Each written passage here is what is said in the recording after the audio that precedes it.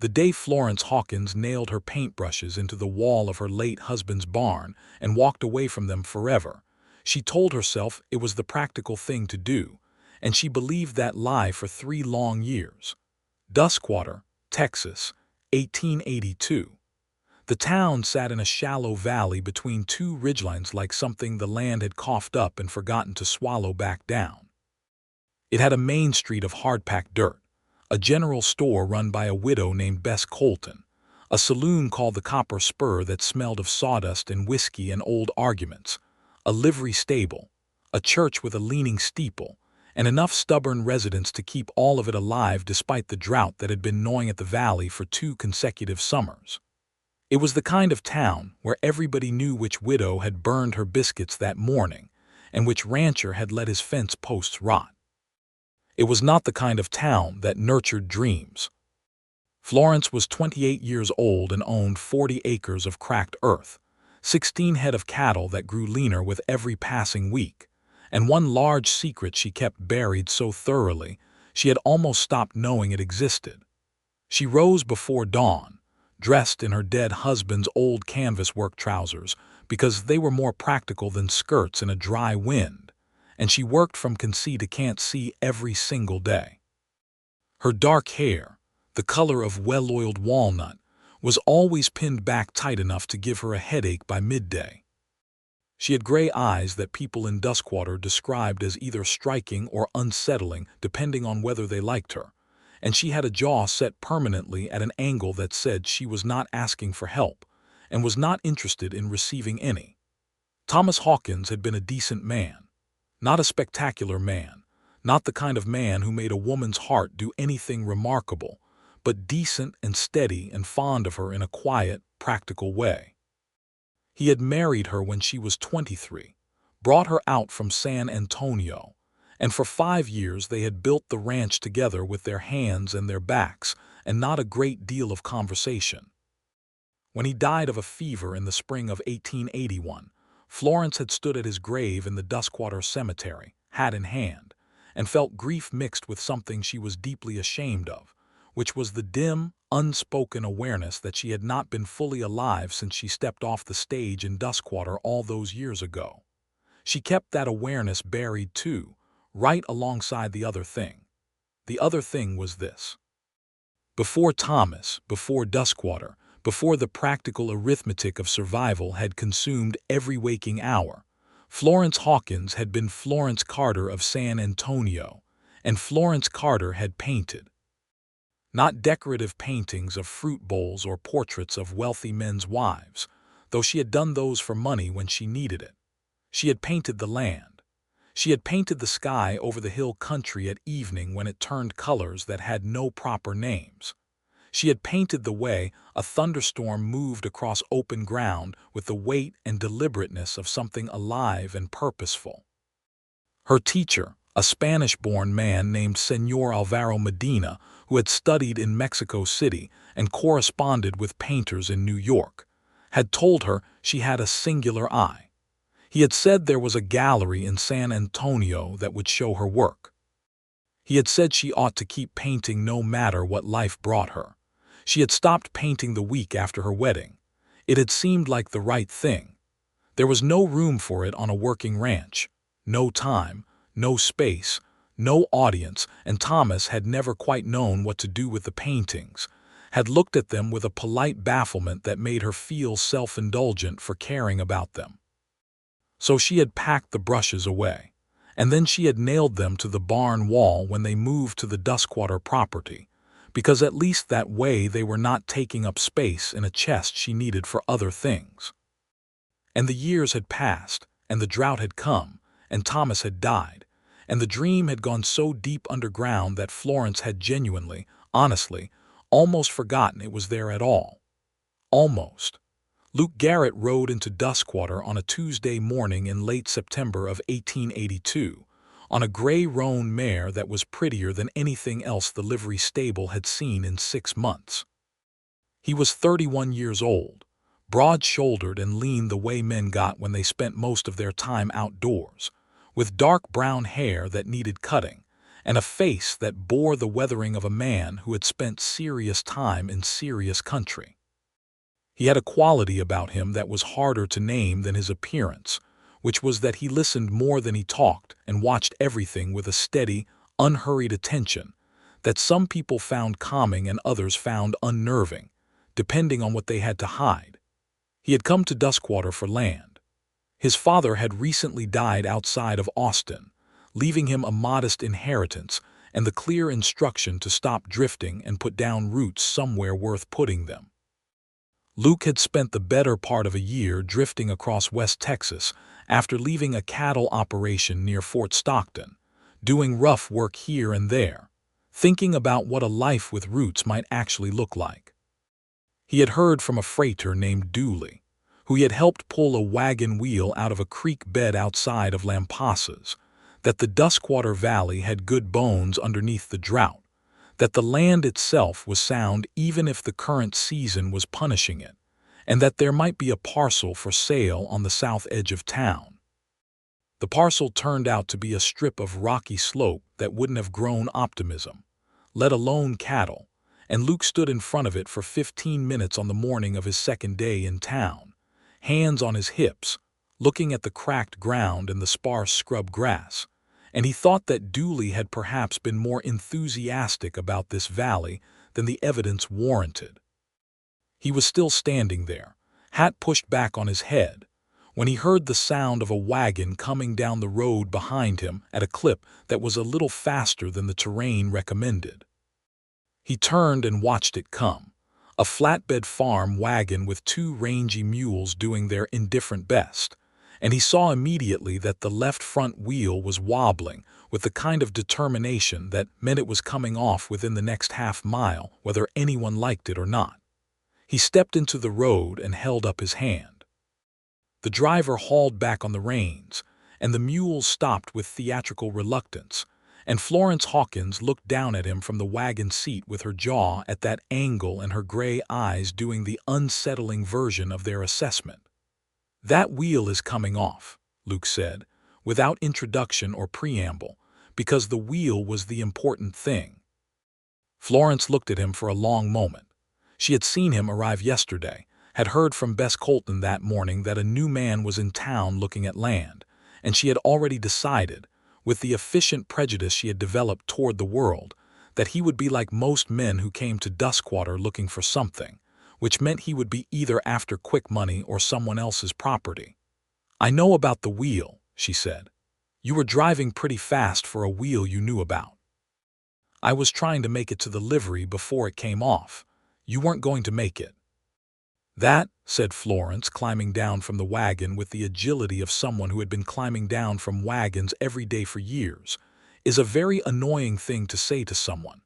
Luke almost smiled. He caught it before it got all the way to his face. He walked around to the front of the wagon and crouched beside the wheel, running his hand along the hub and the iron tire, checking the linchpin. It was gone. The wheel was hanging on by friction and stubbornness, which in his experience was how a lot of things held together in this country. "Linchpin's gone," he said. "I know that too." He looked up at her from his crouch. She was standing with her arms crossed, and her expression was the expression of someone waiting to be disappointed. "I've got a spare pin in my saddlebag," he said. "I can fix it right here. Get you to the livery safe."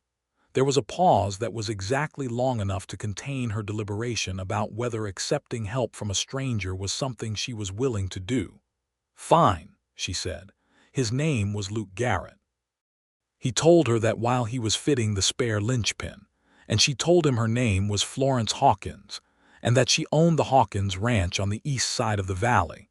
And that was the extent of their personal exchange, because Luke was focused on the wheel, and Florence was focused on watching him work with the kind of attention she gave to everything unfamiliar, which was thorough and skeptical and entirely without warmth. "That should hold until you get it properly seen to," he said, standing and brushing the dust from his knees. "Thank you," she said, and she meant it, but it came out sounding like something she was issuing as a formal statement rather than feeling. "Luke Garrett," he said again, extending his hand. She shook it. Her grip was firm and her palm was calloused. "Florence Hawkins, I know. You knew my name. This is Duskwater," she said, as if that explained everything, and she climbed back up onto the wagon seat and drove away toward the livery. Luke stood in the road and watched the wagon go and thought that was one of the more interesting non-conversations he had had in recent memory. He did not leave Duskwater. The land he had come to look at was worthless, but there was something about the valley itself. The way the light hit the ridgelines in the evening, the quality of the water from the creek, the sense of potential underneath the dry surface, that made him feel like his father's instruction to put down roots was pointing here, or at least in this direction. He took a room at the boarding house run by a slow-talking man named Everett Webb, and he spent the next week riding the valley, talking to ranchers, getting a proper sense of the land and its situation. He heard about Florence Hawkins from 3 different people in the first 4 days. He heard from Bess Colton at the general store that she was a widow, that she was struggling with the drought like everyone else, that she was stubborn enough to make a mule look cooperative, and that she was a good neighbor when she decided to be one. He heard from the blacksmith, a large, quiet man named Hector Fuentes, that she had run her ranch alone for over a year and had done it better than most people expected, and that she paid her debts on time, which in Hector's estimation was the measure of a person. He heard from old Jim Pratt, who drank on the porch of the Copper Spur every afternoon with the religious dedication of a man who had organized his life around the practice, that she had once told the county tax assessor to go to hell in language that Jim found both shocking and admirable. What Luke did not hear from anyone was anything about her painting, because Florence had not told a soul in Duskwater about that part of herself, and the part of herself she did not show was buried deep enough that it might as well not have existed at all. He found a piece of land he wanted on his 7th day in Duskwater. It was 20 acres on the north side of the valley, adjacent to a creek that was currently a thin ribbon of copper-colored water but which bore the signs, in the shape of its banks and the width of its bed and the trees along its edges, of being capable of more in a good year. The land had a low stone house on it that needed work, and a barn that needed more work, and a previous owner named Caldwell who had left in the spring to try his luck in New Mexico, and had left the property in the hands of a cousin who lived in San Marcos and wanted to be shed of it. Luke sent a telegram to the cousin and received a reply within 3 days and paid $240 for the property, which was money from his father, and which he spent with the solemnity of a man honoring someone else's faith in him. He moved in with his mare, whose name was Cassidy, and a bedroll, and about $6 worth of supplies from Bess Colton's store, and he began the work of making the place livable. It was October by then. The drought had not broken, but the worst of the heat was past, and the air in the mornings had a thin edge to it that said winter was thinking seriously about coming. The cattle in the valley were doing better with the cooling temperatures, and the mood of the town had lifted slightly from the grinding desperation of August. There were small and various gatherings. There was a church social. There was a horse auction. There was a moment at Bess Colton's store, on a gray morning when a norther was pushing through, and the bell above the door was clanging constantly, when Florence Hawkins came in for flour and salt and lamp oil and found Luke Garrett at the counter buying nails, and they ended up standing at the same counter for 10 minutes while Bess attended to someone in the back, and in those 10 minutes something shifted. It started with the nails. Luke was buying cut nails by the pound, a large quantity of them, and Florence looked at the pile on the counter and said, without planning to, "You're doing serious work up at the Caldwell place." "Stone house needs repointing," he said. "Barn needs new siding on the north face."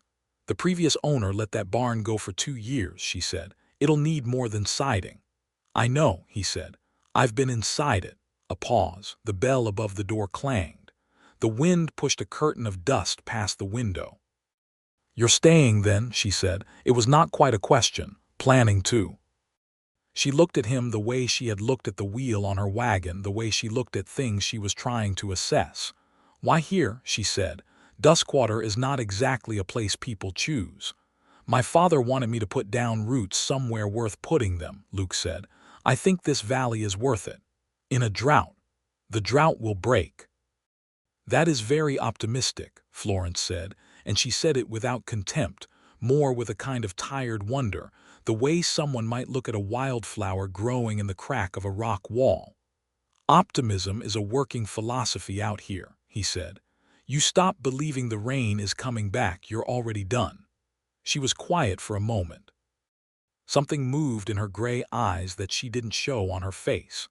Yes, she said finally, and it came out softer than she intended, and she looked away toward the window where the dust was still moving in the wind. Bess Colton returned from the back with Florence's flour, and the encounter resolved into the ordinary business of the store. But something had passed between them that was small and genuine, and both of them carried it out into the cold October wind when they left. He began to see her with regularity after that, as neighbors will in a small valley where the roads cross in predictable patterns. He waved to her from horseback when their paths crossed on the north road. She waved back with a restraint that was becoming, in his observation, slightly less restrained as the weeks went by. He helped Hector Fuentes repair a section of fence that had blown down in a windstorm, and that section happened to border the northern edge of Florence's property. And she came out to look at what they were doing and stood with her coffee cup and her crossed arms and her assessing gaze for a while, and then went back to her work without a word. But she did offer them both coffee first, which Hector told Luke later was a significant gesture from Florence Hawkins. He began to learn her in the way that neighbors in tight-knit Western communities learned each other, which was obliquely, and through accumulated small pieces. He learned that she was up before dawn without exception. He learned that she could back a loaded wagon into a tight space with a precision that made experienced teamsters blink. He learned that she was kind to her cattle in the way that sensible ranchers were, without sentimentality, but with a basic respect for their nature. He learned that she was fair and direct in any transaction, and that she had a specific gift for silence that was unusual in a world where most people talked to fill their own discomfort. He did not learn about the paintings. Not yet. What he did learn, and this came to him slowly, through November and into December as the first cold rains began to tease the valley with the suggestion that the drought might be loosening its grip, was that Florence Hawkins had a quality of self-containment that went beyond the ordinary stoicism of frontier life. Most people out here had hardened, but they had hardened around a visible core, around their family or their animals or their faith or their land, around something they were visibly protecting. Florence had hardened in a way that suggested the thing she was protecting was so far inside that she herself had lost track of it. He found the first painting by accident. He had come to her ranch on a cold December afternoon at the invitation, if it could be called that, of a terse nod she had given him the previous Sunday after church when he had mentioned he knew something about well digging, and she had mentioned, with her jaw at its angle, that her well was going shallow. He came with his tools and they worked together for most of the afternoon, Luke doing the digging and Florence managing the rope and the bucket, and offering technical observations that were occasionally wrong, but delivered with such conviction that arguing about them felt rude. They were working in the dry, cold air, the low winter sun already dropping toward the ridge, and Luke needed a longer rope. Florence told him there was coiled rope hanging in the barn, second post on the left, and he went to get it. He found the rope.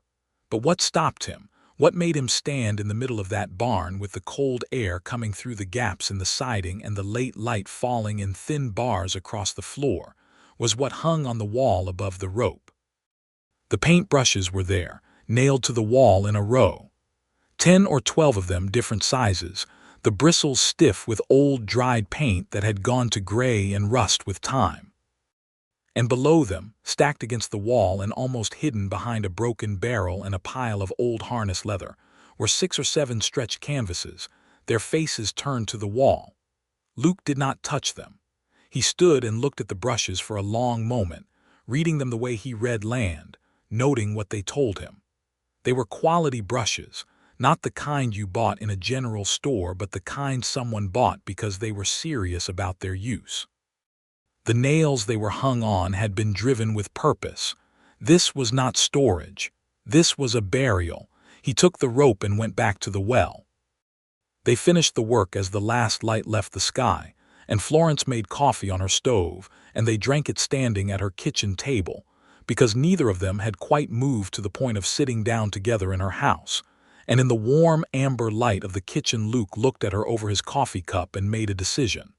"You have paintings in your barn," he said.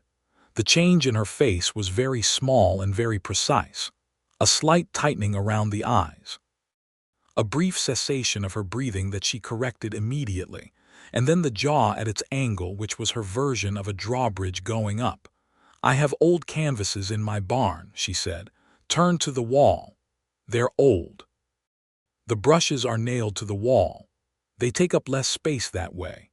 Luke put his coffee cup down on the table and looked at her without pressure, just with the steady, unhurried attention that was his natural way. "What did you paint?" he said. The silence stretched long enough that he thought she wasn't going to answer. Outside, the wind moved around the corners of the house with a low, searching sound. "The land," she said finally, and the word came out smaller than she intended, quieter, and she looked away toward the dark window as if she had said something embarrassing. "The land around here. Mostly. When I was younger, the hill country, the sky." She paused. "It doesn't matter." "Why not?" "Because I stopped." "Why did you stop?" And there it was, the question that had no comfortable answer. Florence turned back from the window and looked at him, and for a moment, just a fraction of a moment, something in her gray eyes went unmistakably raw. It was gone almost before it was there, sealed back up under her self-possession with the efficiency of long practice, but he had seen it, and she knew he had seen it, and that seeing made her uncomfortable in a way she couldn't quite organize into the usual defensive irritation. "It wasn't practical," she said. "That's not why," he said, and his voice was very gentle. She picked up her coffee cup and looked at it and put it down again. "You should probably head back before it gets too cold," she said. He picked up his hat from the table and his coat from the chair back. He moved toward the door and then stopped and turned back to her. "The brushes should come down from the wall," he said. "They were made for something better than hanging." He left before she could answer. Florence stood in her kitchen for a long time after she heard his horse leave the yard, and she thought about the brushes and the canvases and Señor Alvaro Medina in San Antonio, who had told her she had a singular eye, and she felt something move in the deep underground place where she had buried all of that. Something shifting like ground water finding a new path, and she said out loud to the empty kitchen, "Don't," and went to bed. It was December of 1882, and the first real rains had come to the valley. Not just the teasing sprinkles of November, but deep soaking rains that came in 2 days and left the ground dark and grateful. The creek on Luke's property doubled in width overnight, and the cattle in the valley moved differently, with less of the head-down trudge of drought-season animals, and more of the alert, easy quality of animals that had enough to drink. Luke worked his land through December and into January with a combination of physical persistence and methodical planning that was beginning to earn him a reputation in the valley as someone serious. He was rebuilding the barn's north face with good timber from a sawmill 20 miles east. He was expanding the stone house's small lean-to into a proper second room. He was evaluating the creek and its possibilities for irrigation in the coming spring. He was also, in the evenings, reading the books he had brought from his father's house in Austin, books about cattle breeding and grass management and water conservation, books that were dog-eared from a man who had spent his life learning the practical art of making something from the land. And he was thinking about Florence Hawkins with a frequency that surprised him. He had been around attractive women before. He had been in love once, or something close to it, with a woman in Fort Stockton named Clara who had eventually married a banker from Odessa, and written him a letter explaining her decision with admirable clarity. He understood attraction, and he understood the particular kind of loneliness that the frontier produced in people who were doing the work of two, and he thought he could recognize the difference between loneliness and genuine feeling.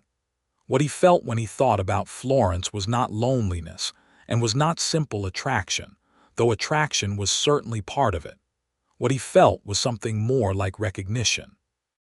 The sensation of seeing something in a person that you also knew to be in yourself, not the same thing but the same shape of it. The way she protected what was most interior in her.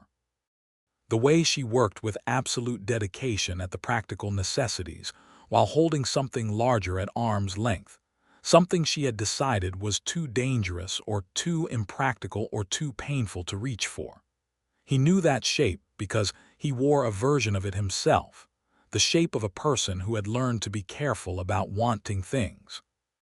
He came to her ranch on a Saturday in mid-January with the stated purpose of returning a tool she had lent him in December, a particular kind of adze that she used for certain fence work.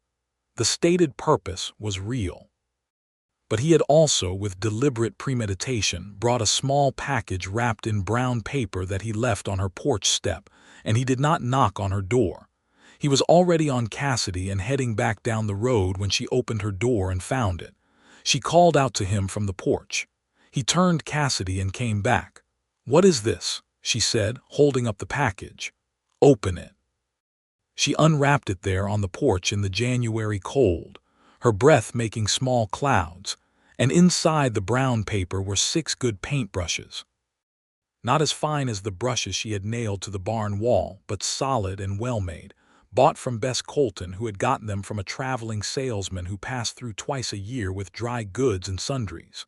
Florence looked at the brushes for a long time. When she looked up at him, her face was complicated in a way that he had not seen from her before, and the jaw was not at its angle. "Luke," she said, and it was the first time she had used his given name. "The brushes in the barn are for hanging," he said. "These are for using. I cannot just—" she started and stopped. "Just what? I have a ranch to run. I have cattle and fencing and water lines and 100 other things that need doing every single day. I know that. I'm not suggesting you stop any of it." He was looking at her from horseback, steady and unhurried as always. "I'm suggesting you also do this. Nobody out here paints," she said, and there was something in it that was almost a question. "You do," he said simply. "Or you did. And the fact that you stopped doesn't mean the thing itself is gone. It means it's waiting." She looked down at the brushes in her hands. One of her thumbs moved over the ferrule of the largest one in a gesture she was barely aware of making, something like recognition. "Why does it matter to you?" She said.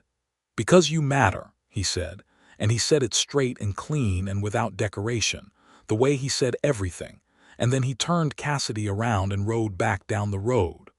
Florence stood on her porch with the brushes in her hands and watched him go and felt her heart do something it had not done in so many years that she had nearly forgotten it was capable of it. She did not use the brushes that day.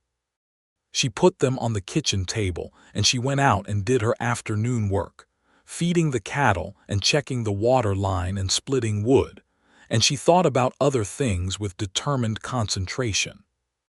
But that evening after supper, she sat at the kitchen table and she looked at the brushes in the lamplight and she thought about the canvases in the barn. And then she thought about what Luke Garrett had said, that the thing itself was not gone, just waiting, and she sat with that for a long time in the quiet of her kitchen. She slept restlessly and dreamed in color. The next morning was a Sunday, which gave her the afternoon free after church. She went to the barn after morning chores, and she stood in front of the stack of old canvases, and she pulled one out from behind the broken barrel and the harness leather, and she looked at it. It was a painting she had done before she came to Duskwater, a view of the Pedernales River at evening, the water catching the last light and the live oaks on the far bank going deep shadow green. She had painted it from life, sitting in the grass with her paint box in the hill country on one of the last weekends before her wedding, and she had thought at the time that she was sealing something in, capturing it before it changed. She looked at it for a very long time. It was good. It was, she could see with the ruthless clarity of someone looking at her own work after years of distance, genuinely good. The light was right. The water moved on the canvas. The trees had the particular quality of cedar and oak at evening that was specific and not generic. Not a painting of trees, but a painting of those trees in that light at that hour on that day. She turned it back to the wall. Then she turned it out again. Then she set it against the barrel and went and got the new brushes from the kitchen and came back to the barn, and she looked at everything together, the old painting and the new brushes and the nailed row of old brushes on the wall above her, and she breathed out slowly. She took the old brushes down from the wall, all of them. She carried them to the house and soaked their stiff bristles in a tin of linseed oil and left them there to soften, and she felt, as she did it, like a woman exhuming something she had buried in grief and was only now ready to examine again. She did not paint that day, but the next day, and the day after that, she spent her evenings softening and conditioning the old brushes and thinking about what she might paint. And on the following Sunday afternoon she took her paint box, which she found at the back of the clothes chest where it had lived untouched for 5 years, and she walked out to the eastern edge of her property where the land rose slightly toward the ridge, and she sat in the dry January grass and she painted the valley. It was terrible. She meant the painting was terrible. The hand that had once done the Pedernales River from memory and feeling had spent 5 years digging fence post holes and hauling water, and the fine motor connection between eye and hand and brush was severely out of practice. The proportions were wrong and the color mixing was clumsy, and the marks she made on the canvas were the marks of someone relearning a language they had once spoken fluently. She sat and looked at the terrible painting and then she laughed. It was not a pleasant laugh exactly, but it was real, a short, startled sound that came out of her before she could contain it, and it felt like something breaking loose from its moorings, something that had been fixed too long and needed to move. She went home and she ate supper and she sat down with the painting and looked at it again, this time more carefully, and she found in it, underneath the clumsiness, something that was genuinely hers. A quality of attention. The eye was there even if the hand was not yet, and the eye was what Señor Medina had told her was the thing that could not be taught. She began to paint in earnest, not every day. She did not have the luxury of every day. But she found her hours, the early evenings, the Sunday afternoons, the occasional morning when her chores were done early, and the light was doing something particular over the valley that she couldn't let pass without trying to catch it. She painted the valley from different angles. She painted the creek in its renewed state, full and running. She painted the ridge at sunrise when it went amber and rose. She painted her cattle, who stood for it with the indifferent cooperation of animals who didn't care what she was doing as long as she didn't spook them. She improved with a speed that surprised her, the way people improve at things that were always truly theirs, as if the skill were not being rebuilt but simply unlocked. Within 6 weeks, the hand was beginning to catch up with the eye again, and there were passages in her new paintings that had the quality of the Pedernales River painting, that specific aliveness that made a thing look not like a picture of itself, but like itself on canvas. She had not told Luke that she had started painting again. She had not thanked him for the brushes in any direct way, but she had begun to look at him differently, or perhaps to let herself look at him in the way she had already been looking without acknowledging it. She noticed that he was honest in a way that was not a performance. She noticed that he helped people in the valley without making it into a transaction. In February, when old Jim Pratt's roof collapsed in a wet snow that came through overnight and left the old man standing in his ruined kitchen in his nightshirt, it was Luke who organized the roofing party that had the structure weathertight within 2 days. In March, when the Fuentes family's oldest daughter was sick and Hector could not get to his blacksmith work for a week, Luke simply did the work himself and turned over the full payment to Hector when Hector came back, refusing any portion of it, which Hector reported to the valley at large with an air of considerable astonishment. She noticed that he was patient. He was patient with difficult animals and difficult people and difficult jobs, with the particular patience of someone who has made a considered choice about how to move through the world and has committed to it fully. She also noticed that he was lonely, underneath all of it, in the same deep and well-concealed way that she was. She recognized it because she wore the same thing. It was a Thursday evening in late March when she rode over to his place for the first time on her own initiative. She had been out painting on the ridge all afternoon, had caught a particular quality of the late light that she was very happy with, and she had come down from the ridge feeling open and warm in a way that the evenings of hard ranch work left her too tired for. She rode past the turn for her own lane and kept on up the north road toward his property without making a deliberate decision to do so. He was in the yard when she rode in, repairing a section of harness by lantern light on the porch. He looked up and saw her, and something lit in his face that he did not hide quickly enough, a flash of straightforward pleasure that was uncomplicated and genuine and made her feel briefly like a piece of good news. "I've been painting again," she said, from days back. She had not planned to say it first, but it came out before anything else. He set the harness down. "I know," he said. "How do you know? I see you out on the ridge sometimes in the evenings. I didn't want to intrude." She looked at him. The lantern light was warm and the night air was cold and clean and smelled of the wet earth from the recent rains. "You could have come over," she said. "I thought you might need the space of it first," he said. She dismounted and tied Dazable to the porch rail. She came up onto the porch and stood near him, and the lantern light moved on both their faces. "It's been terrible," she said. "The paintings, they've been terrible. Have they been getting better?" "Yes." "Then they weren't terrible. They were the beginning of better." Florence looked at him for a long moment. Then she sat down on the porch step, which was an indication that she was staying a while, and he sat back down in his chair, and they talked in the March night air, really talked, for the first time. She told him about Señor Medina in San Antonio.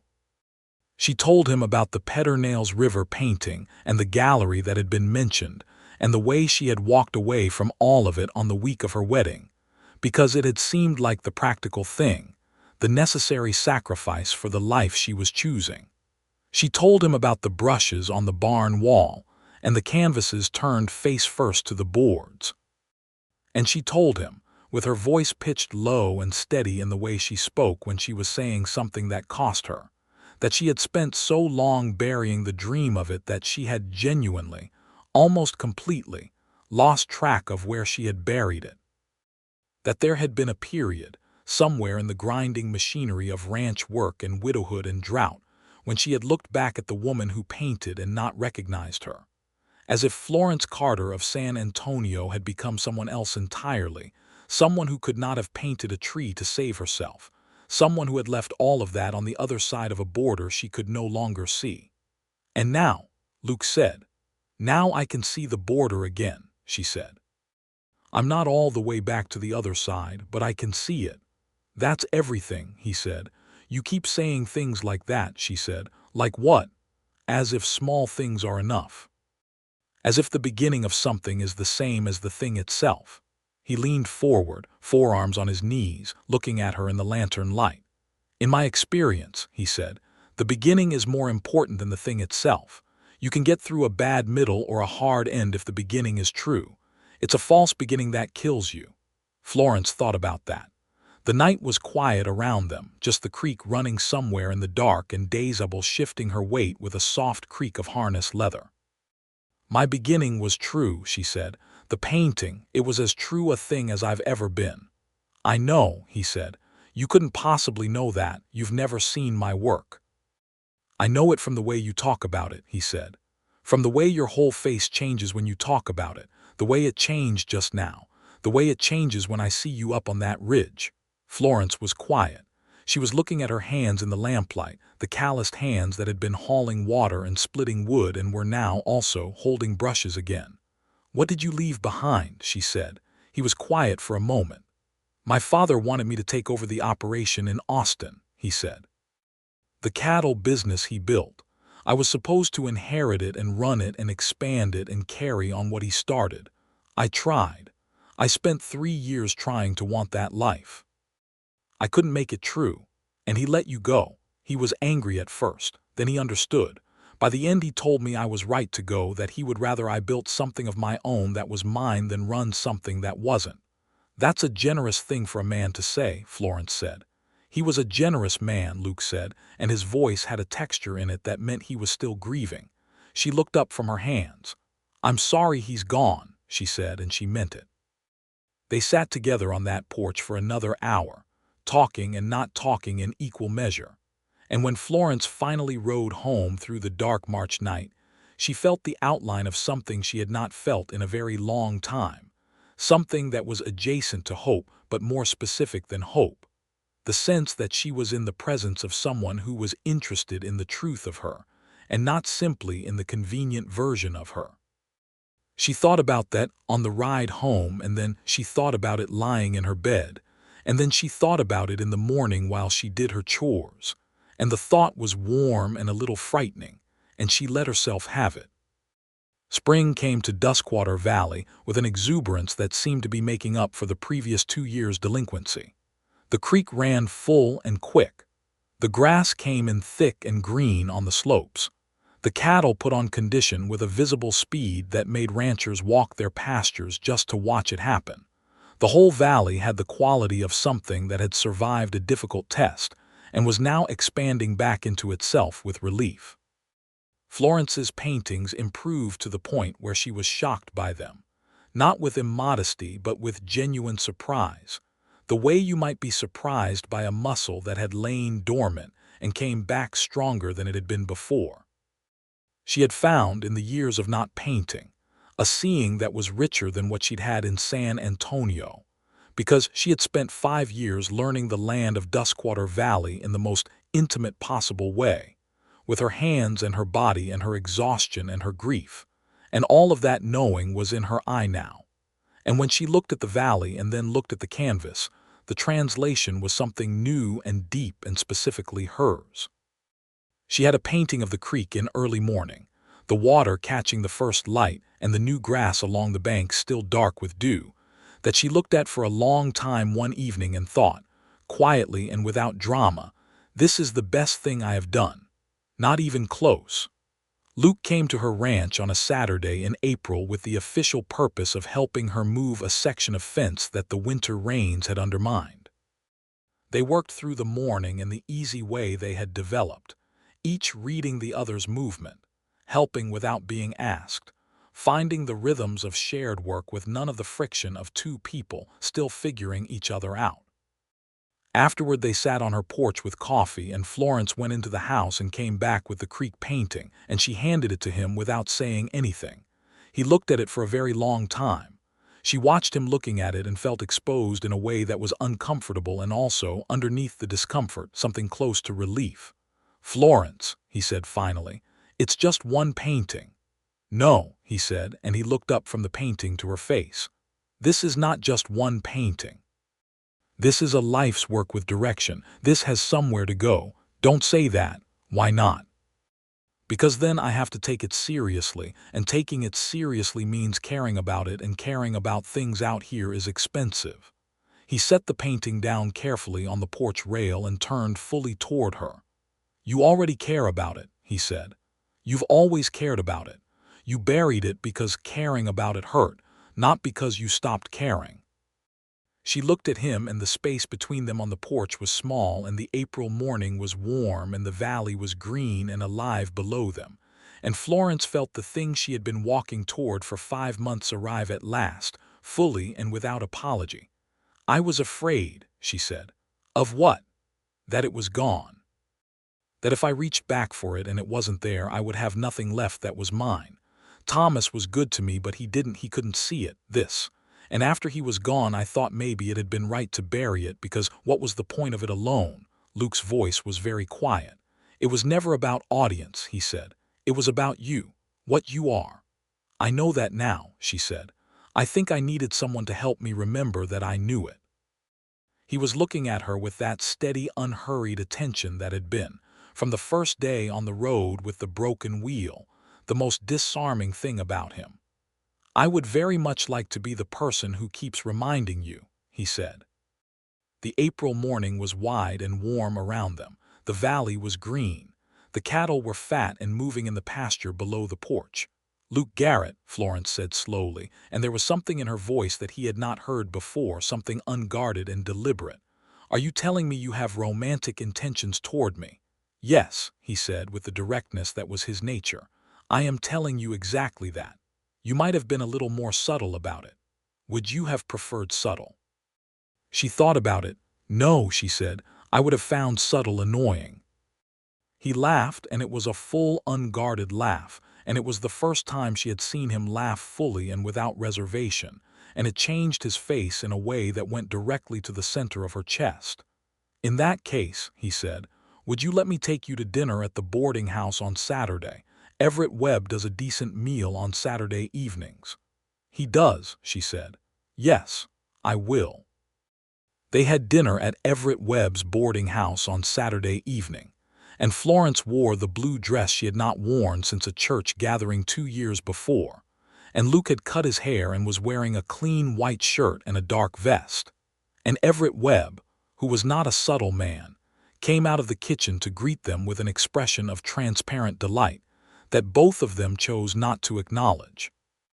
The dinner was roasted pork and sweet potatoes and bread, and they talked for 3 hours over it, and the conversation moved with the ease of people who had already done the hard work of knowing each other and were now discovering the pleasure of knowing each other.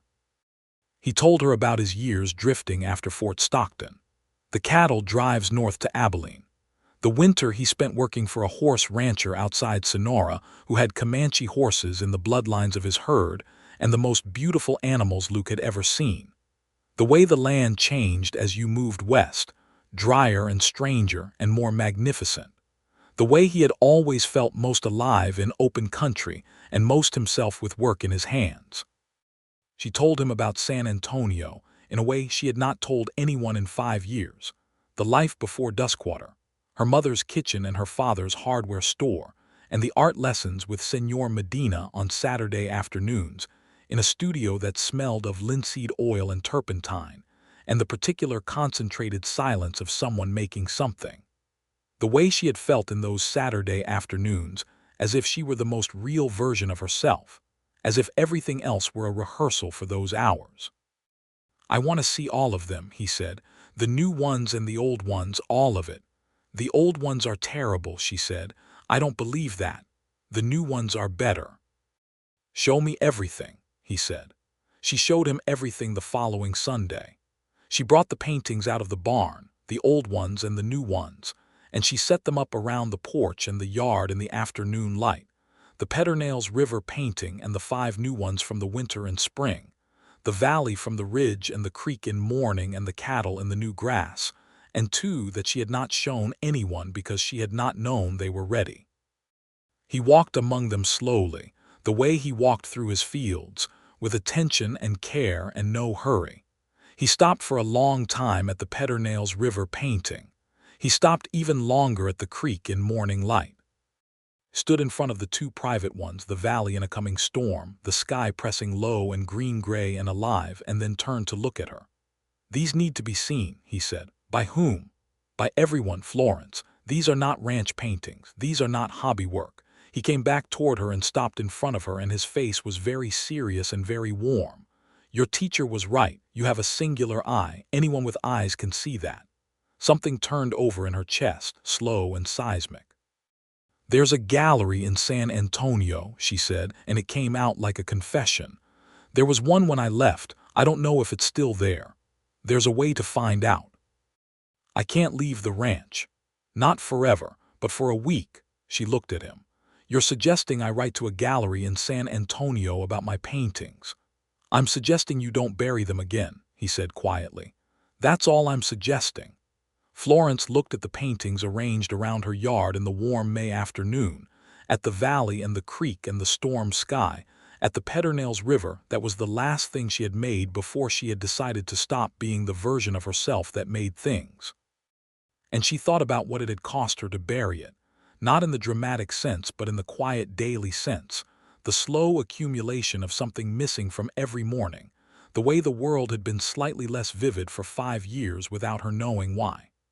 "All right," she said. She wrote to a gallery in San Antonio called the Voss Gallery, which Bess Colton helped her find by writing to her sister who still lived in the city. She wrote a careful letter describing her work and asked if they would be interested in seeing examples. She posted the letter in late May and then tried to not think about it, which was impossible. But she managed to only think about it during the hours when she was not working or painting or sitting on someone's porch in the May evenings with Luke Garrett. The sitting on porches had become an established and publicly acknowledged phenomenon by May, which meant that everyone in Duskwater knew about it and had opinions about it, and expressed those opinions with the cheerful intrusiveness that was the social currency of small western towns. Bess Colton was enthusiastic, and said so to Florence's face with the directness of a woman who had known her long enough to believe she had earned the right. Hector Fuentes told Luke with great solemnity that Florence Hawkins was the best woman in the valley, which everyone knew, and that Luke would be a fool not to know it, which everyone also knew. Old Jim Pratt said on the porch of the Copper Spur that it was about time Florence had someone decent, and that Luke Garrett was apparently decent enough. What was happening between them, in the May evenings and the Saturday dinners at Everett Webb's, and the slow afternoons working side by side on fencing or water lines, or the ordinary labor of their adjacent lives, was something that neither of them had words for yet, but both of them understood with their whole bodies. It was not the urgent careening feeling of young infatuation. It was deeper and more deliberate, the feeling of two people who had both learned, through loss and difficulty and the necessary schooling of hard years, what they actually needed from another person, and who had found with some surprise that the other person was providing exactly that. He touched her hand one evening in late May when they were sitting on her porch, and she was showing him a small sketch she had made of the ridge at dawn. He reached over and touched the back of her hand with one finger, very lightly, just the smallest possible gesture of connection, and she turned her hand over under his and let their fingers intertwine, and they sat like that in the cooling May dark without saying anything for a long time. In June, he kissed her. It happened after a long afternoon ride they had taken together into the back country east of the valley, following the creek up into the hills to see where the water was coming from now that it was running so full. They had tied the horses in a grove of live oaks beside a pool in the creek that was so clear you could count the pebbles at the bottom, and Florence was making notes in her sketchbook about the light in the tree canopy, and Luke was sitting on a rock with his boots in the water, and she looked up from her sketchbook and looked at him sitting there with the dappled light moving on his face, and she thought he was the best-looking thing she had seen in her life. And then he looked over at her and read something in her expression, and he stood up and came over to where she was sitting and he kissed her, and she kissed him back with the conviction of someone who had been quietly certain about something for a long time and was finally doing what the certainty required. It was a good kiss, patient and thorough and warm, and the creek made its quiet sound around them and the live oaks moved their shadows over the ground. When they pulled back from each other, he was looking at her with an expression that was so openly, straightforwardly tender that she felt her eyes sting, which annoyed her on principle but which she could not help. "Don't say something practical," he said. "I wasn't going to," she said. "You had the face. I did not have a face.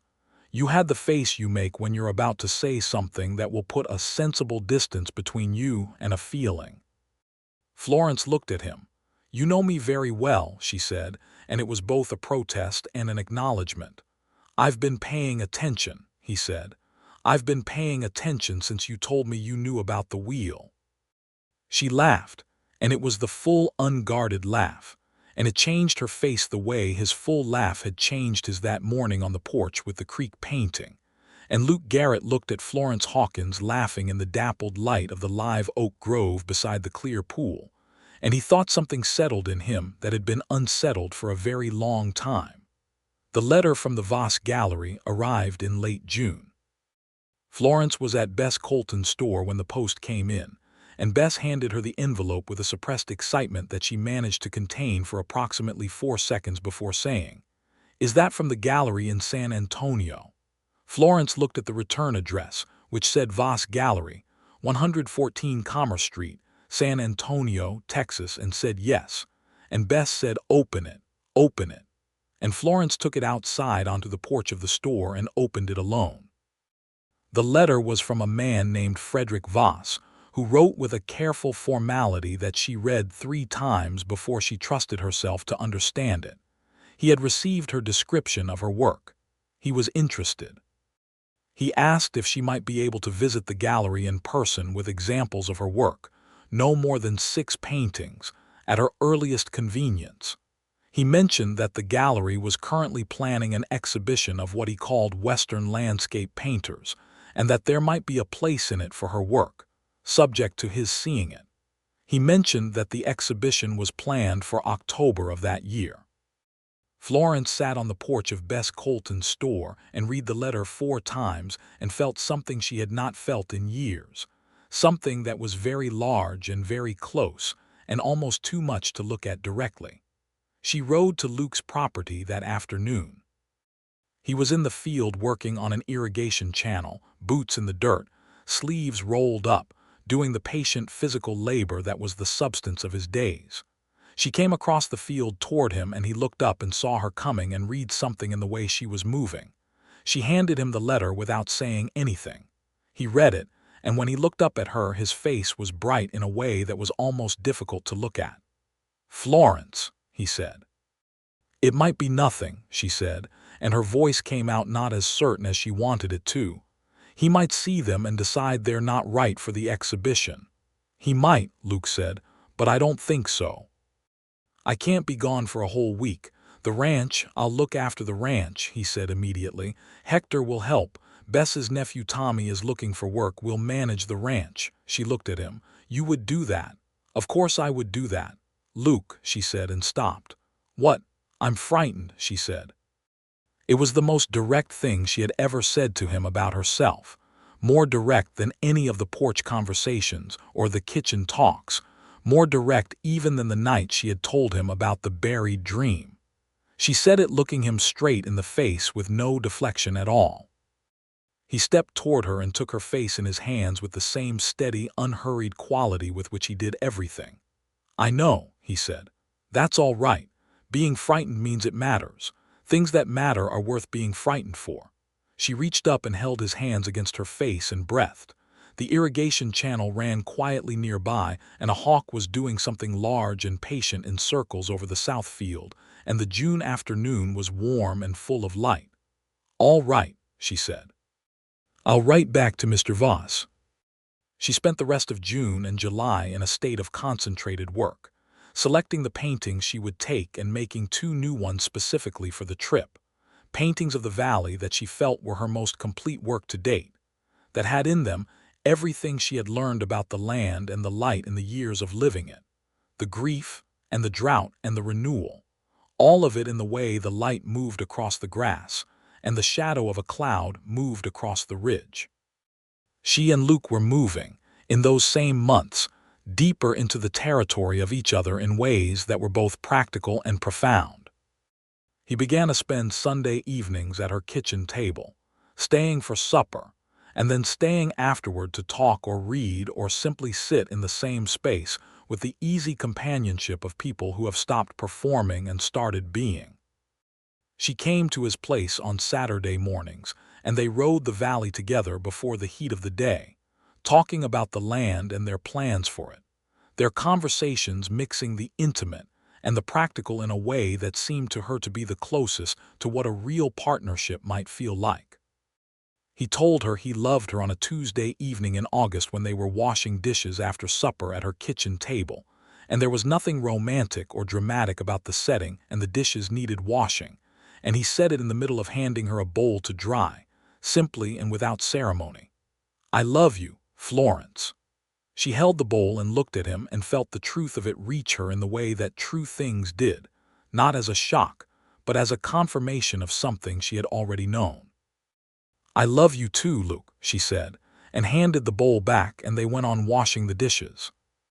Later, when the dishes were done and they were sitting on the porch in the August night, she leaned against his shoulder and he put his arm around her, and they sat like that in the dark watching the stars come out over the valley. And Florence thought that this ease and this warmth and this sense of being known and found and rightly placed was what she had not known she was missing. Not just the painting, both of them together, the dream and the person who had helped her find it again. She left for San Antonio in the first week of September. Luke and Hector and Tommy Colton put her on the stage with 6 paintings wrapped carefully in linen, and a leather satchel of supplies, and a new dress that Bess had helped her choose. And Bess herself came to see her off with a package of sandwiches for the journey and the uncontainable expression of someone whose faith in a good outcome was so strong it was almost embarrassing. Luke held her hands on the stage steps before she got in. "You know these paintings are extraordinary," he said. "I know they're mine," she said. "That's all I know for certain. That's enough." She looked at him, at his face in the September morning light, and she kissed him once, which made Bess Colton say, "Oh good," audibly from 10 feet away, and then she got in the stage and it pulled out of Duskwater on the south road, and she watched the valley fall away through the rear window for as long as she could see it. The trip to San Antonio took most of 2 days. Florence had not been back to the city since she had left as Thomas Hawkins's wife nearly 6 years before, and the size of it, the noise of it, the sheer density of human activity was initially overwhelming after the spare distances of the valley. She found her boarding house, a clean, quiet establishment run by a thin woman named Mrs. Arredondo who served good coffee and asked no unnecessary questions, and she spent her first evening walking the streets near the river, letting herself adjust to the scale of the city. She visited Señor Alvaro Medina's studio the following morning. She had not been sure he would still be there. He was 63 years old now, slower but with the same quality of attention, the same precise dark eyes. He met her at the door and looked at her for a moment and said, "Florence Carter," without surprise, as if he had been expecting her, and she stepped inside and was immediately surrounded by the smell of linseed oil and turpentine that she associated with the happiest Saturdays of her girlhood. She showed him the paintings. He was quiet for a long time, moving between them, examining things closely, standing back. She watched him and kept her hands still and breathed. "This one," he said finally, stopping at the storm sky over the valley, "this one is extraordinary." "It's the land I live on," she said. "I know, that is why it is extraordinary. You have spent years living this land, and it is in you when you look at it, and it comes through here." He pointed to the canvas, a particular passage of sky where the light was breaking through the storm-green dark in a way that took effort not to stare at. "This is not something you can learn in a studio. This is something you earn with your life." Florence was quiet. "You stopped painting," he said. It was not a question. "For 5 years," she said. "I know, I could tell you had stopped. And then I could tell you had begun again." He looked at her with the directness of an old teacher. "What brought you back?" She thought of Luke standing in the road with the spare linchpin. Luke on the porch with the brushes in brown paper. Luke sitting across from her in the winter kitchen saying the thing she needed to hear in the way she needed to hear it. "Someone dug beside me," she said, "until I remembered where I had buried it." Señor Medina looked at her for a moment and then nodded. "Good," he said. "Some things should not stay buried." The meeting at the Voss Gallery was the following morning. Frederick Voss was a compact, energetic man in his 50s with a gray beard and the kind of eyes that assessed quality professionally, without diminishing it personally. His gallery was a long, well-lit room on Commerce Street with large windows that threw the October-y morning light across its pale walls. He had Florence set the paintings up along one wall in whatever order she liked, and then he walked along them once without comment, and then he walked along them again more slowly. Florence stood near the door with her hands clasped, and her breathing very controlled and her jaw, involuntarily, at its angle. He stopped for a long time at the storm sky painting. Then he stopped at the creek in mourning. Then he stood in front of the two valley paintings she had made in the weeks before the trip. "Mrs. Hawkins," he said, turning around, "these are magnificent." She took a very quiet breath. "Thank you," she said. "I want all 4 of the new ones for the October exhibition," he said, "and I want to talk to you about commission work.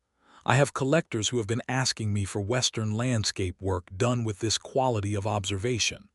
There are not many painters working in this territory who paint it from the inside rather than the outside." He meant, she understood, that most painters of the West painted it as spectacle, as drama, as the romantic idea of wilderness that Eastern buyers wanted to purchase along with their curtains and their furniture. She painted it as someone who knew which grass grew in which soil and what the sound of the creek was after 2 days of rain and how the cattle moved in drought versus flood, and that knowledge was visible in every mark on every canvas. "I live on a working ranch," she said. "I can't move to San Antonio." "I'm not asking you to," Voss said. "I'm asking you to paint. Send me work when you have it. I'll handle the rest." Florence stood in the Voss Gallery on Commerce Street in San Antonio on a September morning in 1882 and felt the dream, her actual dream, the thing she had buried so deeply and for so long that she had almost forgotten it existed, come fully back into the daylight. It did not feel like what she had imagined it would feel like. It did not feel like a victory or a vindication, but like something very simple, like something being returned to its rightful place. Like a piece of the world correcting itself. She said yes. She wrote to Luke that evening from Mrs. Arredondo's boarding house, a letter that was 3 pages long, which was the longest letter she had written in her adult life, and she did not wait for a reply before she was already happy. She had 2 more days in San Antonio. She visited the city with new eyes, the eyes of someone who was no longer in exile from herself, and she painted in Mrs. Arredondo's back garden in the mornings and walked in the afternoons and sat with Señor Medina one more time on her last evening and drank coffee in his studio and talked about painting and light and the particular challenges of landscape work in the Texas climate. "He must be a good man," Señor Medina said at the end of the evening without having said anything about the man before. "He is," Florence said. "He is the best man I have known." On the stage home, she watched the land change from the flat urban sprawl of the city to the broad grassland of the hill country to the dry, specific beauty of the West Texas country that was hers now, that she had earned with her years of working it, and she felt the rightness of it, the rightness of going back to it. Luke was waiting at the stage stop when she arrived. He was standing next to Cassidy in the September afternoon light, hat in hand, and she got off the stage and walked straight to him without collecting her things from the driver, and she put her arms around him and his arms went around her and she said, her face against his shoulder, "He wants 4 paintings for the October exhibition." He held her tighter. "Of course he does," he said. She stayed there for a moment, in his arms in the September afternoon, and felt the particular quality of homecoming, which is not only the place you come home to, but the person who makes it a home. Over supper at her kitchen table that evening she told him everything, Señor Medina's studio and Frederick Voss's gallery, and the 4 paintings and the commission work, and what it all meant. Luke listened with the attention that she had come to understand was one of the most genuine things about him, not the performance of listening but the actual receiving of what she said. "You'll need better supplies," he said when she had finished. "The oil's best stocks from that traveling salesman are not good enough for the kind of work you're describing. I can order through the gallery. Voss mentioned suppliers in New York." "Good." He was looking at her with something warm and complicated in his face. "Florence, how do you feel?" She thought about it. "Like myself," she said. "For the first time in a very long time, fully myself." He reached across the table and took her hand. "That is exactly what you should feel," he said. They were married in November of 1882 in the church with the leaning steeple, on a morning that was cold and bright and smelled of cedar smoke and new grass. The whole valley came. Bess Colton cried with the unabashed thoroughness of a woman who had been hoping for this outcome since at least March. Hector Fuentes stood in the second pew with his wife and their now-recovered daughter, and wore an expression of quiet satisfaction, the expression of a man whose faith in people has been confirmed. Old Jim Pratt was there, dressed in a coat that had seen better decades, and he stood in the back and raised his coffee cup toward them as they came down the aisle, having decided that the occasion called for coffee rather than his usual companion. Florence wore the blue dress and wildflowers in her hair, the dark walnut hair loose for the first time in anyone in Duskwater's memory. Luke wore his good black coat and a white shirt, and the expression of a man who cannot quite believe his own luck and is grateful for it with his whole body. They wrote their vows themselves, which was unusual enough in Duskwater that Reverend Mitchell mentioned it twice in the week before the wedding, the second time with a note of anxiety about the implications. What they said to each other in the cold, bright church was simple and direct and entirely their own, as everything they said to each other was. And when Florence said, "I promise to be present with you, and to let you be present with me, and to never again bury what is most mine," Luke's expression did something that made 3 women in the front pews reach for their handkerchiefs. They moved her things to his ranch after the wedding, the stone house now properly expanded and warm and made into something that was theirs together. She kept her own property, renting the East Ranch to young Tommy Colton, who had enough ambition and not quite enough land, which resolved both their situations efficiently. The expanded stone house had, by January, a room she used for painting, a north-facing room that Luke had built with a large window that he had sourced from a glassworks in San Antonio because north light was what painters required, and he had learned that from Senor Medina's letters, which Florence had not known he had been reading over her shoulder. "You wrote to him," she said when she found the window going in. "I wanted to know what you needed," he said from the scaffold, holding a beam. She stood below him and shook her head and felt the love she had for him as something physical, as real and specific as the cold air and the stone under her boots and the smell of fresh-cut timber. The October exhibition at the Voss Gallery opened with 4 paintings by Florence Garrett, née Hawkins, of Duskwater, Texas, titled simply Storm Valley, Creek at Morning, The Grass Comes In and Looking East from the Ridge. All 4 sold. Storm Valley went to a collector in New York for more money than Florence had spent on supplies in the previous 2 years combined. Frederick Voss wrote to her with the news and with a request for 6 new paintings to be ready by the following spring, for a second exhibition he was planning. She wrote back and said she would have 8. The winter of 1882 into 1883 was the fullest winter of her life in the way that winters can be full, not with busyness but with density, with the layered richness of a life that is being fully inhabited. She painted in her north window room in the mornings and worked the ranch in the afternoons and evenings with Luke, and in the nights they were warm together in the stone house and talked the way they had been talking since the first evening on his porch in March, about everything and nothing and the specific texture of the life they were building. In February she told him she was expecting a child. He was at the kitchen table with the lamp lit, reading a paper on grass management that he had received from an agricultural college in Waco, and she sat down across from him and said it simply, as she said most things, and he set the paper down and looked at her, and his face was the most open she had ever seen it, completely without armor, completely present. "Are you all right?" he said. "Yes," she said. "I'm very happy." He came around the table and crouched beside her chair and took both her hands and held them, and she looked down at his face and he looked up at her, and what passed between them in that moment was something without a name, the exact particular quality of love between 2 people who have chosen each other with full knowledge and no illusions. "I'm going to be a terrible worrier," he said. "I know," she said. "I'll manage it. You'll probably tell me to get a hold of myself." Regularly, she agreed.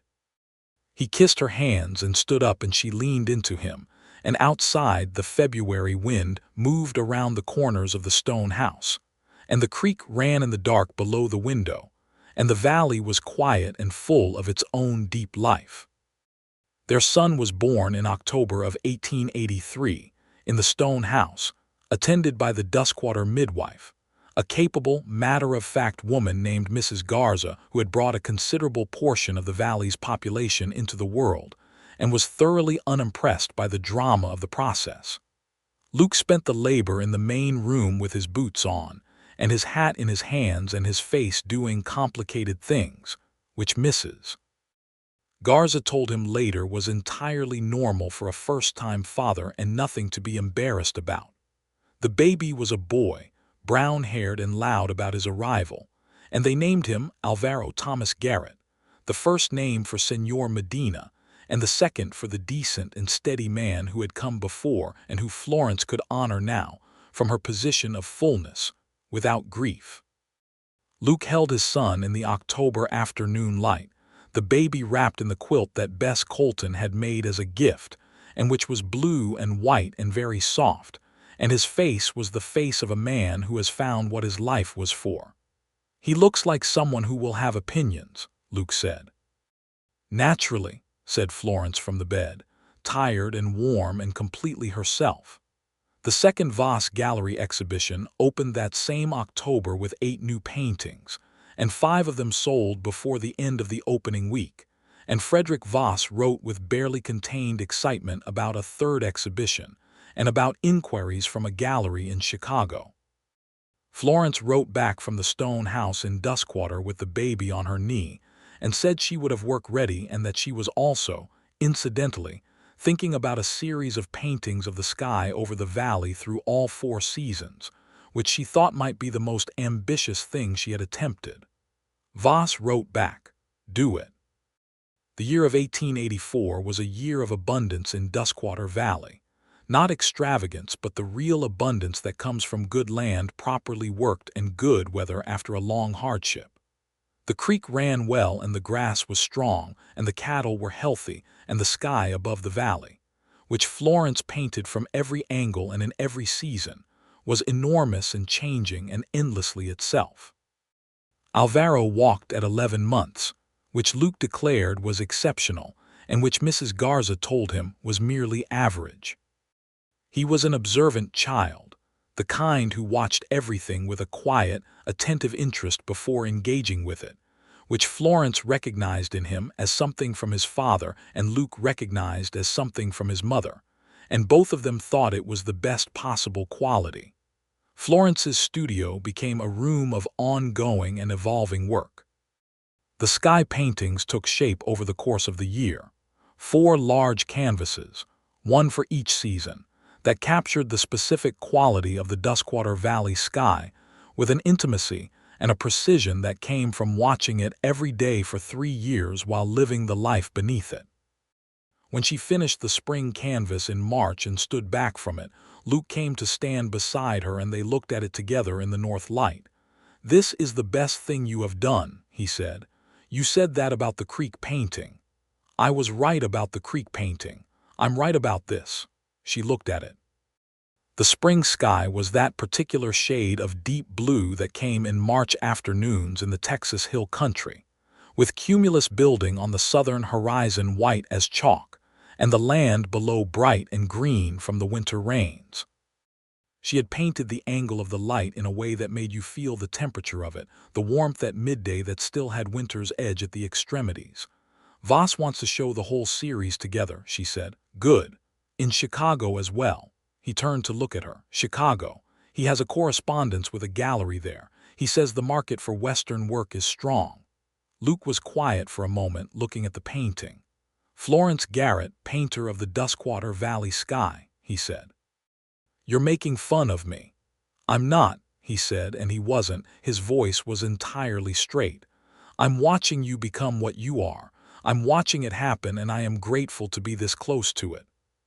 She turned to look at him, and he was looking at her with the expression she had come to know as the most particular version of his love, the one that was not general or romantic but specific, that saw her specifically, the particular woman with the gray eyes and the calloused hands and the singular eye for light.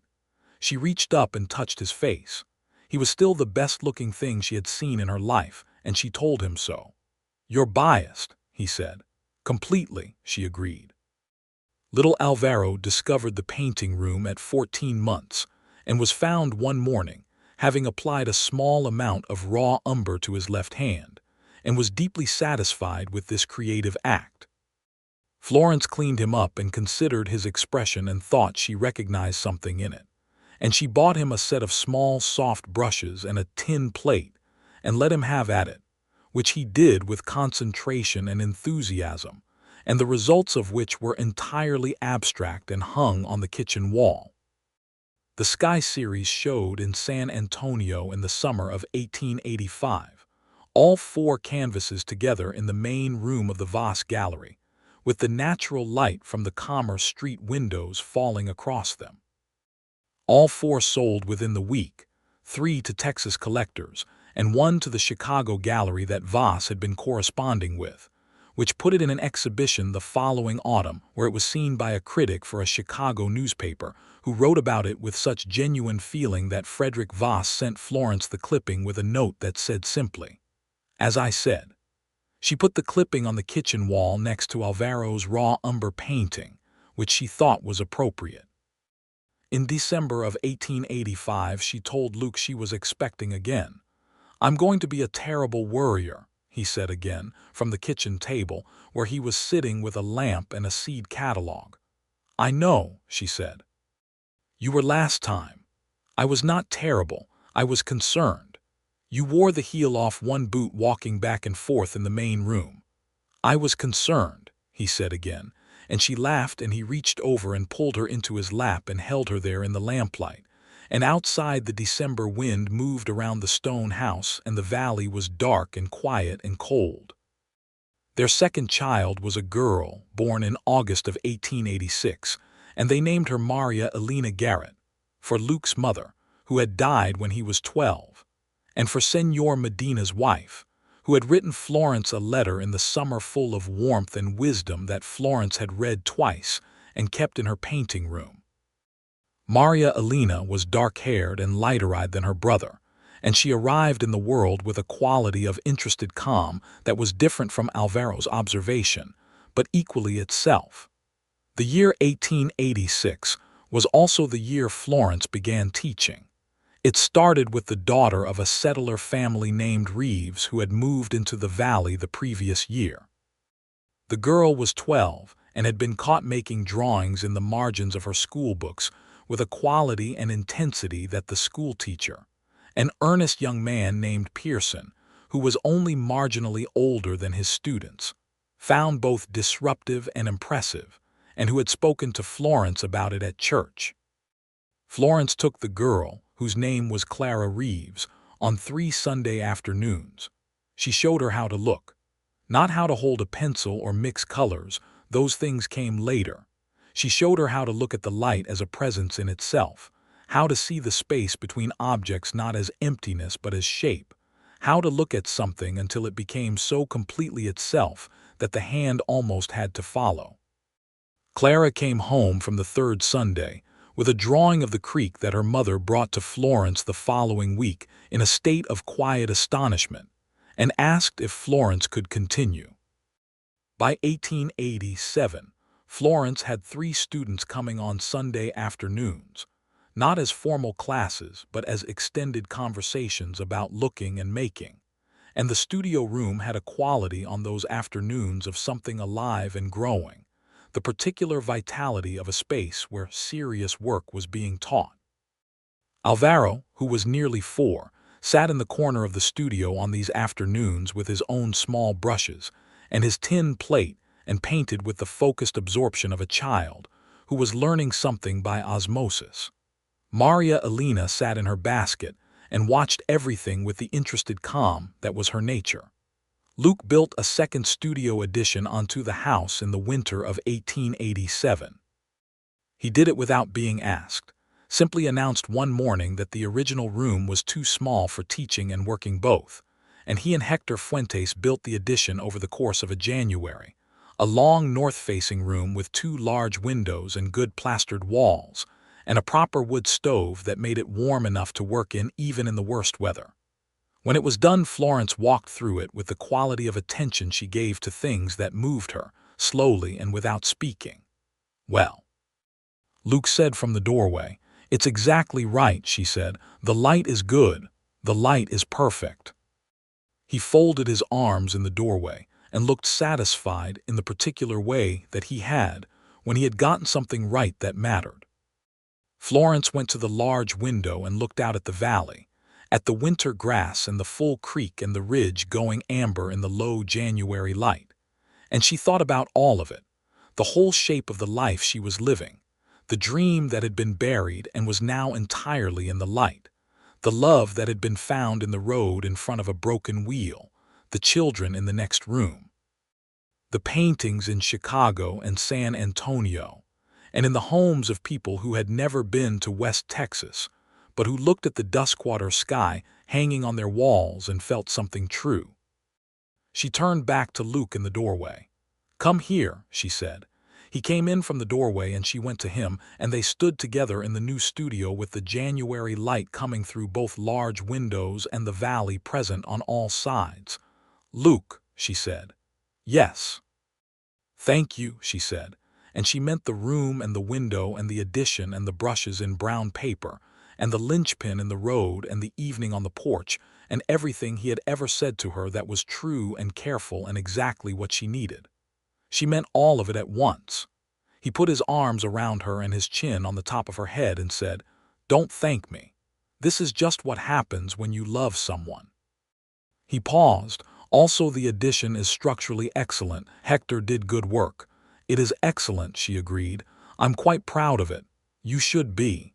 He was smiling against her hair. She could feel it. Outside, the January valley went on in its winter way. The grass and the creek and the ridge. The sky above it all moving its clouds from west to east with the steady purposeful drift that had been its nature long before anyone had come to settle here and work the land and make lives and love each other in the specific, irreducible way that people did when they found each other truly and held on. Alvaro came into the studio a few minutes later with a drawing he had made, a circle with 4 lines coming out of it that he presented as a horse. "Excellent horse," Luke said, taking it with appropriate gravity. "It has 5 legs, Florence observed. "The best horses have 5 legs, Alvaro said, with the complete serenity of a 4-year-old who does not recognize uncertainty. Luke looked at Florence over the top of their son's head, and she looked back at him, and in the look between them was everything, the years and the work and the dream found, and the love that had found them both at the right time and held on. And the afternoon light came through the 2 new windows and lay across the studio floor in long gold bars, warm and present and entirely real. That spring Florence began the painting she would later consider her truest work. She had been thinking about it for years, not thinking about it consciously but feeling the shape of it building in her, the way large works built themselves in the background of the daily work. It was a painting of the valley as it was in early spring, the grass just coming in after a winter of good rain, the creek full, the ridge catching the low morning light, and in the foreground, barely indicated but unmistakably present, the shape of 2 people standing on the porch of a stone house, facing the land together. She did not tell Luke what it was. She worked on it over the course of 3 months in the new studio, in the early morning hours before the children were up, in the long evenings when the valley was quiet. She worked on the light with the patience of someone who understood that light was the true subject of all her paintings, that the valley and the grass and the creek were all just the vehicle by which she showed what light did to the world and to the human eye in the moment of seeing. When it was finished in June, she showed it to Luke on a morning when the children were with Mrs. Garza, and the studio was quiet, and the summer light was coming through both windows. He stood in front of it for a very long time. "That's us," he said finally, very quietly. "Yes," she said, "on our porch, on our porch." He turned to look at her. His face had the open, unguarded quality that she loved, the quality of someone who had decided a long time ago to receive what was true without defending against it. "This is the most beautiful thing you have ever made," he said. "Yes," she said, "I think it is. What will you call it?" Florence looked at the painting, at the valley in its spring green, at the light on the grass and the water and the ridge, at the two figures on the porch who were small in the composition but absolutely central to it in the way that people were to the land they lived on, not dominating but belonging.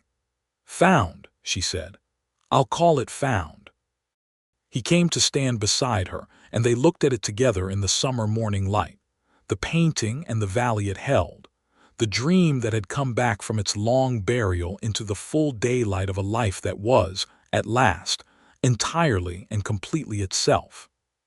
And the valley went on outside the windows, green and alive, the creek running full, the ridge doing what ridges did in the morning light of a Texas summer, going gold and then amber, and then the brilliant white of a day that had decided to be fully itself. And in the stone house on the north side of Duskwater Valley, Florence and Luke Garrett stood shoulder to shoulder in the studio, with the painting before them and the land behind it and two children who would wake soon and come thundering down the hall. And everything that had ever been buried was found, and everything that had ever been lost was home.